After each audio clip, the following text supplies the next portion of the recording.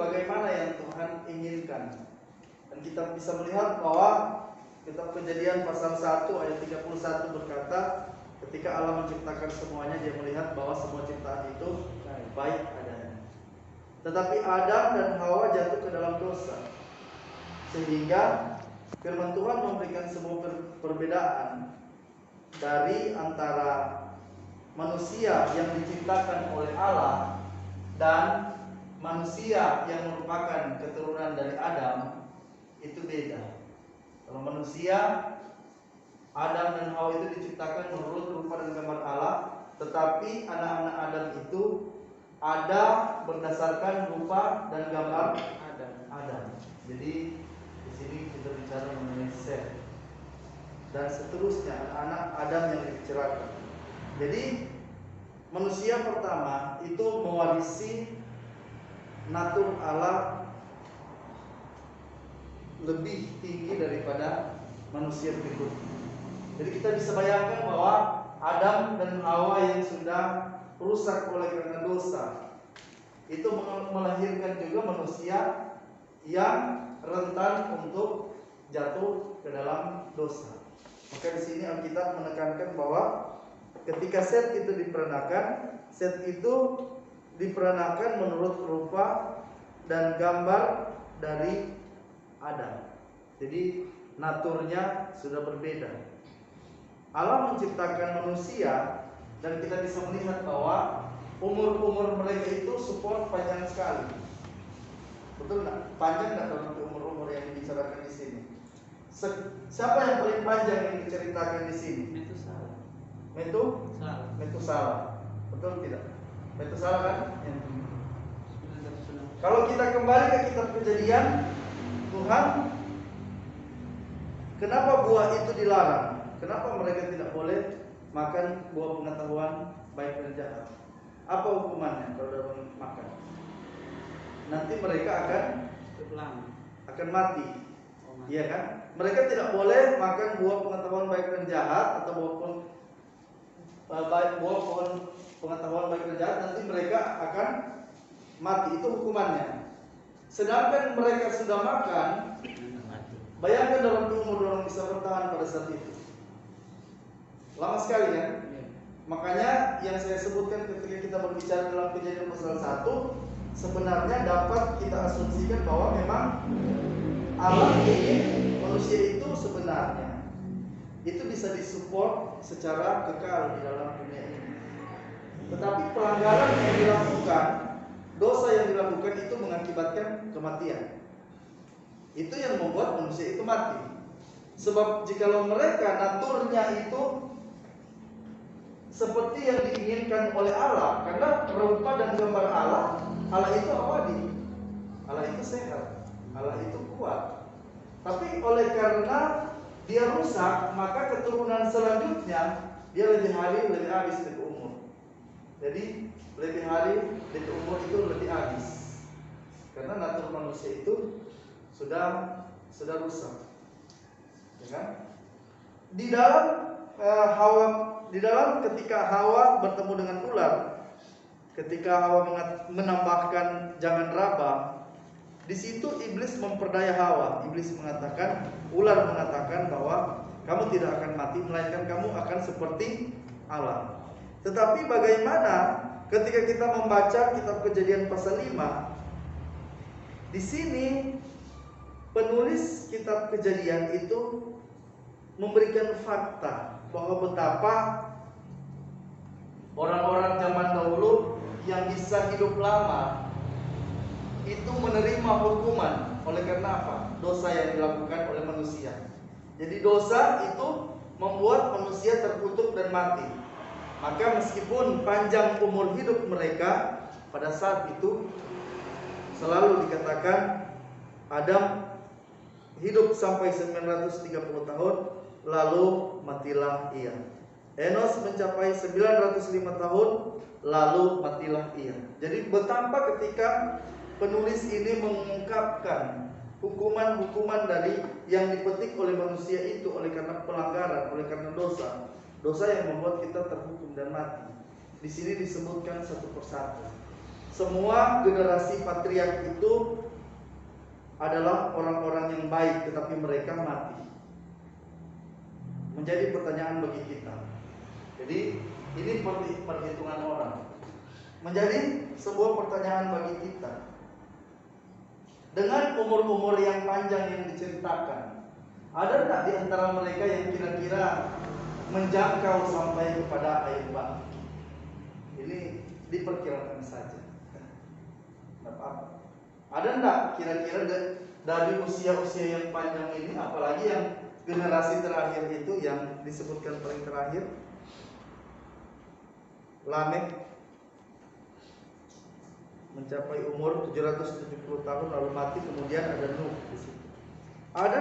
Pernah enggak kita terpikir bahwa bisa enggak orang berpikir bahwa, atau siapa di antara saudara-saudara yang mungkin punya pikiran, oh, dengan usia yang panjang orang bisa jangkau sampai ke Eva? Boleh? Kalau Saudara Rio gimana? Iya, karena sama semua saya tinggalan kalau terusnya tidak ada. Bagaimana Saudara Rio? Nah, ini tidak apa-apa, ini kan dalam pertanyaan terbuka. Jadi tidak apa-apa deh Pak. Saudara Oleh gimana? Bisakah kita memiliki sebuah kecenderungan bahwa mereka ini mungkin sampai kepada Eva? Apalagi yang disebutkan terakhir, dengan umur panjang 700. Iya. Karena kalau rasul-rasulnya anak, ya. Oh gimana? Bisa? Oke. Saudara bisa? Tidak bisa? Tidak tahu. Bisa sih. Ya? Bisa. Oke. Itu pertanyaan pertama. Pertanyaan kedua adalah, apakah saudara-saudara tahu bahwa para patriark ini orang baik atau orang jahat? Yang disebutkan. Hah? Bilang jahat. Yang mana? Ya, sudah jadi jahat. Yang mana? Ini dia bilang maka karena kejahatan mereka sudah. Enggak, itu yang patriark ini yang disebutkan, yang umur-umur panjang ini. Henok, Oh, karena mereka Salah, tahu dengan Allah.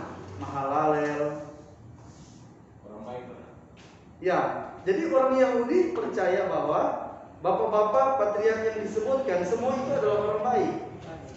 Jadi yang disebutkan di sini adalah semua orang baik yang disebutkan di sini. Yang tidak disebut itu jahat. Ya, Yang tidak disebut itu jahat-jahat. ya. Jadi semua itu adalah orang baik, asumsi yang tepat dan saya juga percaya. Ada juga asumsi bahwa mereka itu sampai kepada zaman Nuh. Tapi kalau mereka sampai kepada zaman Nuh, berarti mereka bukan orang baik. Cuma bilang Kesimpulannya begitu. Cuma Nuh yang baik kan bilang. Coba perhatikan. Jikalau mereka sampai kepada zaman Nuh, berarti orang bukan orang baik. Misalkan kalau sampai.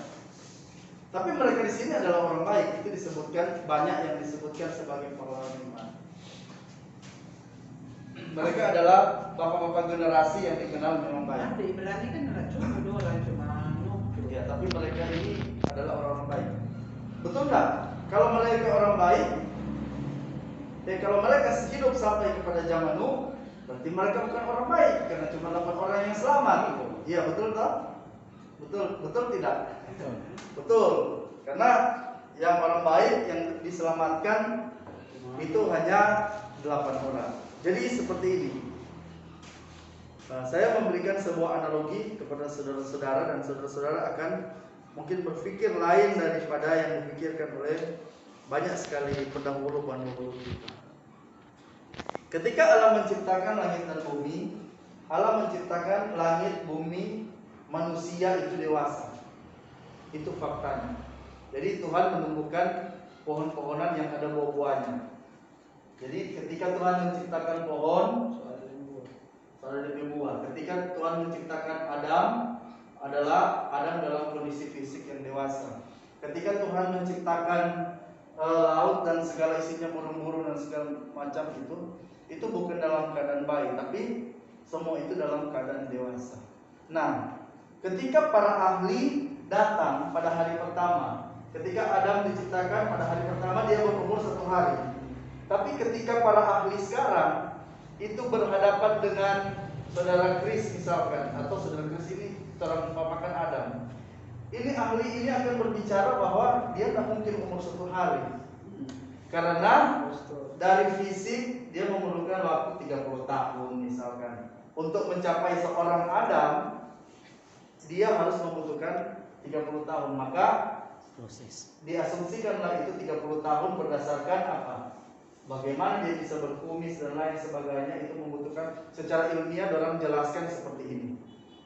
Nah, begitu juga dengan dunia. Ketika Tuhan menciptakan dunia, itu di unsur-unsur di dalam bumi itu ada semua, minyak bumi dan lain sebagainya. Tapi orang ilmiah akan, jika mereka ada pada hari kedua dan disuruh mengadakan penelitian, mereka akan menggali lapisan tanah dan mengatakan bahwa ini bumi ini setua. Sebab mau menghasilkan minyak bumi dan lain sebagainya itu membutuhkan waktu bertahun-tahun, kira-kira seperti itu.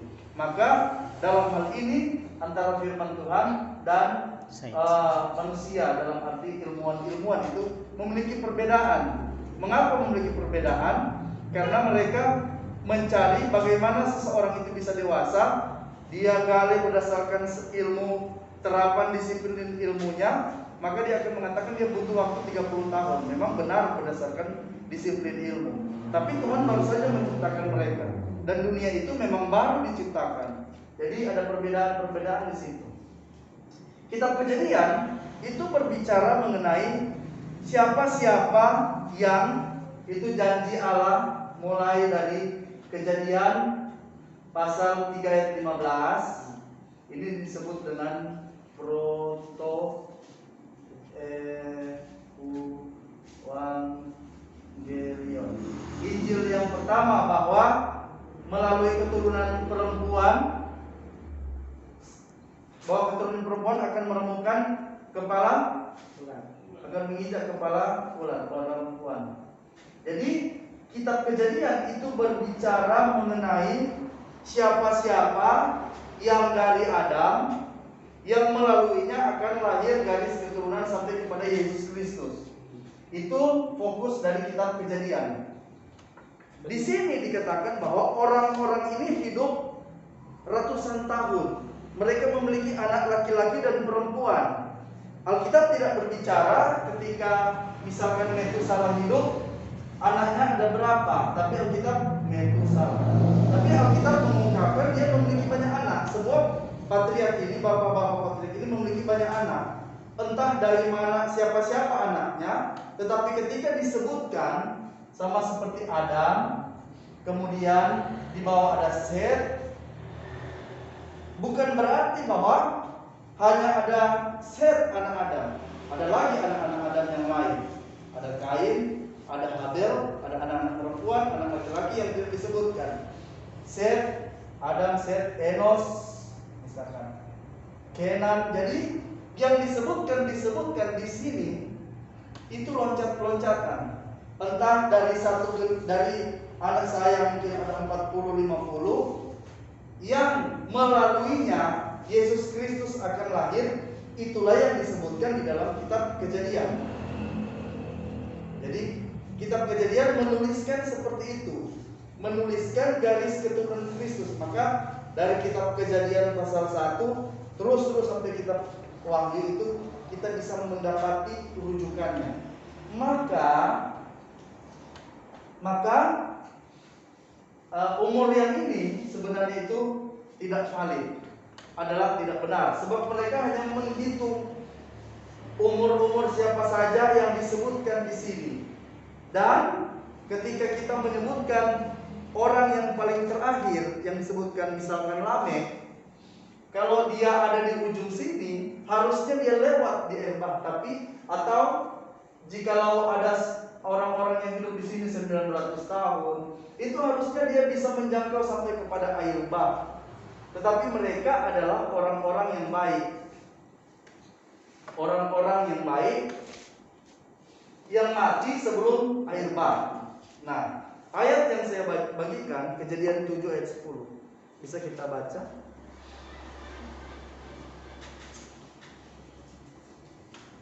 Setelah 7 hari datanglah air bah meliputi bumi. Ya, setelah 7 hari datanglah air bah meliputi bumi. Jadi dalam tafsiran turun-temurun orang Ibrani, dari para patriark-patriark yang hidup ini, yang paling terakhir mati sebelum air bah adalah Metusala. Itu komentar dari turun-temurun orang Yahudi berdasarkan dalam garis silsilah orang Yahudi. Jadi mereka mengatakan bahwa dari antara patriark yang disebutkan di sini, yang paling terakhir meninggal itu adalah Metusala. Dan dia meninggal Metusala. Dia meninggal 7 hari sebelum air bah. Mungkin saudara yang mengerti bahasa Inggris itu bisa melihat yang saya screenshot dan bagikan di grup WA jemaat itu. Mereka mempercayai seperti itu. Jadi menurut tradisi orang Ibrani, yang paling terakhir mati dari antara para patriark ini adalah Metusala. Umurnya berapa? 969.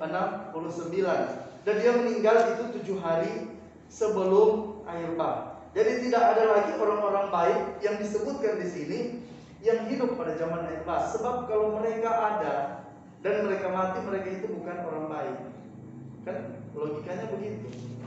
Jadi usia yang di sini, yang antara kitab Kejadian sampai di sini itu dia bisa lebih karena dia sebenarnya adalah generasi loncat-loncatan di sini.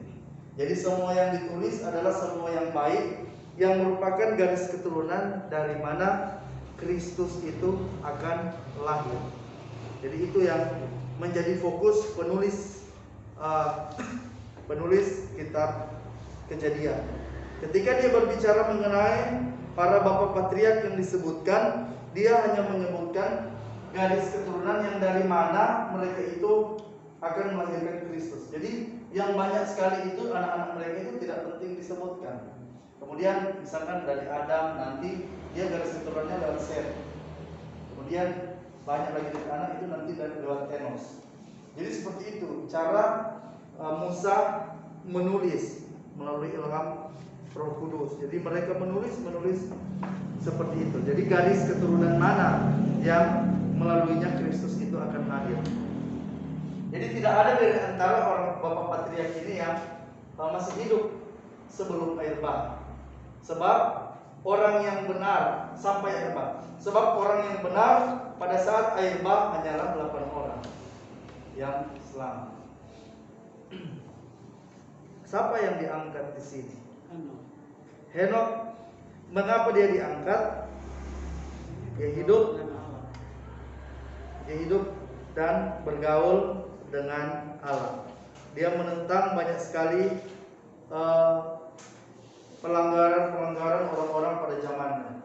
Dan di sini Alkitab membuktikan bahwa Allah kita adalah Allah bagi orang mati. Kan ada dalam firman Tuhan dikatakan, sebab demikianlah firman Tuhan bahwa Allah kita adalah Allah orang hidup, bukan Allah orang mati. Jadi Henok itu dia mengalami apa? Dia diangkat oleh Allah. Siapa lagi yang diangkat? Elia. Nabi Elia, 2 Raja-Raja 2. Sebatas Nabi Elia, 2 Raja-Raja 2. Jadi Allah kita adalah Allah orang hidup dan bukan Allah orang mati. Maka disebutkan dia Allah Ishak, Allah Yakub. Sebab mereka yang disebutkan itu pada saat sekarang ini masih hidup. Selalu disebutkan Allah Ishak, Allah Yakub. Allah kita bukan Allah orang mati, melainkan Allah orang hidup. Mereka masih hidup. Henok diangkat, Elia diangkat, dan mereka menjadi saksi kebenaran bagaimana Allah melihat kehidupan mereka, bergaul dengan Allah, berjalan dengan Allah, sehingga Allah mengangkat mereka karena tingkat kesucian mereka yang sangat tinggi. Dapat dikatakan oleh orang Ibrani bahwa dibandingkan dengan para nabi yang disebutkan di dalam kitab-kitab yang memang juga sebagai orang benar, Elia dan Henok adalah orang yang secara manusia dapat dikatakan memang tidak berbuat dosa. Jadi seperti itu. Dari kesaksian turun-temurun, orang-orang yang hidup dengan sesama dengan mereka mengatakan bahwa mereka adalah orang yang hidup berbeda dengan orang lain. Maka Alkitab menuliskan sebuah frasa untuk kedua orang ini. Mereka itu hidup dan bergaul atau berjalan dengan Allah. Itu yang terjadi kepada Henokh. Henokh adalah keturunan yang ketujuh dari Adam. Itu disebutkan juga di dalam kitab Yudas. Kalau nggak salah. Saya coba cek di kitab Perjanjian Baru.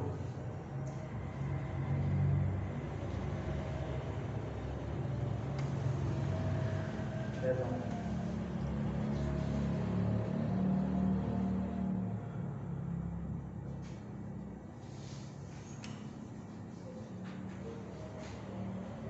Coba baca Ibrani 11 ayat 5. Saudara Olan dan Saudara Hece, Yudas 1 ayat 14.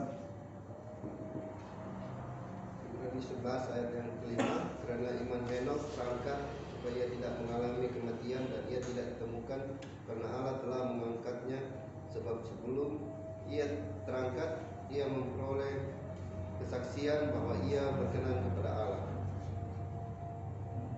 Yudas 1 ayat 14. Juga tentang mereka, Henokh, keturunan ketujuh dari Adam, telah bernubuat katanya, sesungguhnya Tuhan datang dengan beribu-ribu orang kudusnya.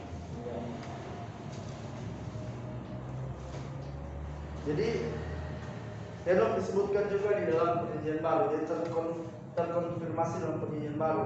Kitab Lukas pasal yang ketiga menyebutkan Henokh sebagai garis keturunan yang dari mana Maria memperoleh Kristus. Jadi Henokh masuk dalam garis keturunan Yesus Kristus yang dilacak sampai kepada Adam. Itu kitab Lukas pasal yang ketiga. Maka tadi saya menyebutkan penulis kitab Kejadian hanya berbicara mengenai orang-orang yang penting yang melalui mereka garis keturunan Kristus itu datang. Jadi ada banyak sekali loncatan-loncatan yang dilakukan di dalam kitab Kejadian. Ada kitab Henokh yang sering dipergunakan oleh kalangan karismatik. Ada kitab Henokh.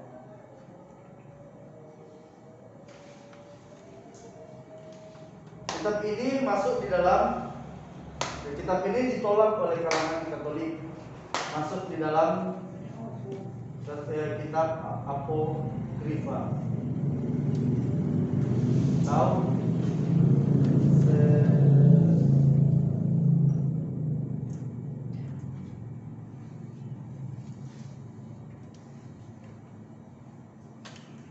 Di kitab Apokrifa itu adalah kitab-kitab yang terselubung. Jadi kitab ini tidak diterima oleh gereja, oleh kanon, oleh karena kitab ini menyebutkan mengenai malaikat yang jatuh kemudian menikah dengan manusia dan memiliki anak. Tapi kitab ini oleh kalangan tertentu, oleh golongan tertentu itu dipercayai, diterima. Tapi kitab ini ditolak oleh kanon gereja oleh karena menyebutkan ada malaikat yang jatuh kemudian menikah dengan manusia dan memiliki anak. Jadi ajaran seperti itu bertentangan dengan ajaran firman Tuhan. Kitab ini dituliskan di dalam bahasa Yunani setelah orang-orang Yahudi itu pulang dari pembuangan di Babilonia. Oleh sebab itu kitab ini meskipun memiliki nama Henokh, tapi kitab ini bukan ditulis oleh Henokh. Sebab Henokh itu hidup pada zaman patriark dan dia sudah diangkat oleh Allah. Yang paling lama hidup di dalam dunia yang disebutkan adalah siapa yang paling lama yang disebutkan? Metusala 969 tahun lalu matilah ia. Metusala memperanakan Lamek. Lamek hidup 182 tahun. Ia memperanakan juga seorang anak laki-laki dan memberi nama Nuh kepadanya.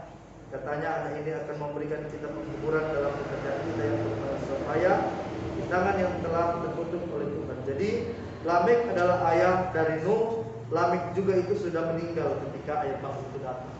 Jadi Lamek itu juga sudah meninggal sebab dia adalah orang yang benar, orang yang baik. Jadi semua keturunan generasi yang disebutkan dalam kitab Kejadian pasal 5 itu sudah tidak ada ketika ayat bah itu ada. Jadi tapi untuk keturunan-keturunan itu yang jahat yang sudah dijahatkan sehingga cuma 8 orang itu selamat kan? Iya. Jadi kecenderungan orang-orang itu kemudian menjadi jahat. Jadi ini loncatan-loncatan yang dilakukan oleh penulis hanya memperkenalkan mengenai garis keturunan nenek moyang Yesus Kristus. Bahkan Lamek yang terakhir kita baca hidup 182 tahun, umurnya sudah lebih sedikit. Jadi ketika kecenderungan manusia itu hidup dalam dosa, mereka tidak lagi, memang orang yang sudah hidup di dalam gambar dan rupa Adam itu tidak lagi memiliki, tidak lagi bisa mensupport kehidupan yang lama. Akhirnya lama-kelamaan umur manusia di dalam dunia ini itu semakin hari semakin berkurang, sebab mereka bukan lagi menurut gambar dan rupa Allah. Kita seperti itu, kita adalah generasi menurut gambar dan rupa Adam. Hanya Adam dan Hawa yang diciptakan menurut gambar dan rupa Allah. Kitab Kejadian berbicara kemudian mengenai manusia-manusia yang dilahirkan kemudian itu sudah sifatnya itu mewarisi Adam. Itu kelemahan-kelemahan Adam. Maka orang Ibrani itu memperkenalkan kita mewarisi kelemahan-kelemahan dari Adam. Rasa pemberontakan, rasa tidak mau tunduk kepada Allah itu yang kita warisi, bukan dosanya. Jadi kita mewarisi sifat untuk berbuat dosa, tapi kita tidak pernah mewarisi dosa. Sebab setiap orang yang berbuat dosa itu menanggung dosa masing-masing. Dan Yeskiel mencatat bahwa ayah tidak menanggung dosa anak dan anak tidak menanggung dosa ayah. Setiap orang akan dihukum menurut perbuatannya dan orang benar akan memperoleh penghiburan. Sejauh ini ada yang ingin menambahkan dan bertanya, dipersilakan. Pertanyaan, mungkin bukan aspek pelajarannya ini, tapi yang terakhir yang Rafli ajarkan tadi mengenai dosa. Memang betul ya bahwa dosa ayat